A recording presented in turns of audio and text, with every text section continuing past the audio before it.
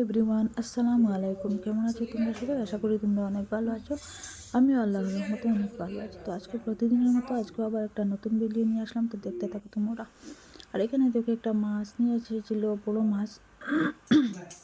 তো আমি কাটতে পারবো না বলে ও নিজেই কেটে দিচ্ছে।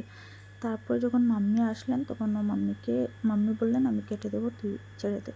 তো এখানে আমি রান্নাবান্না করে নিয়েছি। আজকে যেহেতু একদমই ইচ্ছে নেই ভিডিও করার, তো একদম আমি রান্নাবান্না করার পরেই ভিডিওটা করলাম। রান্নাবান্না করে নিয়েছি, ভাবছি যে আমার শ্বশুর শাশুড়িকে বলে দেবো এখানে খাওয়ার জন্য। তো ওনারা অনেক সময় আমার না ইচ্ছে হলেও কিন্তু ওনারা খান না, কেন জানি না। তবে আমি কোনো সময় যে ভালো কিছু রান্না করলে আমি ওনাদেরকে দিয়ে দিই।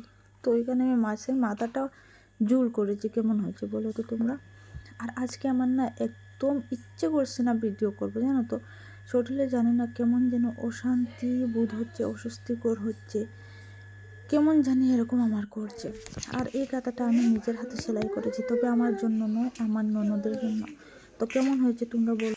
আর না আজকে না একটু মাথা ব্যথা করেছে, যেটা আমার মাইগ্রেনের ব্যথা করে সেরকম একটা ব্যথা করছে। তারপর শরীরটা কেমন যেন ভার লাগছে, কিছু ভালো লাগছে না। তো আজকের ভিডিওটা এখানে শেষ করলাম। ভালো থেকে সবাই, অন্য একটা ভিডিওর সাথে দেখা হবে। আল্লাহ হাফিজ।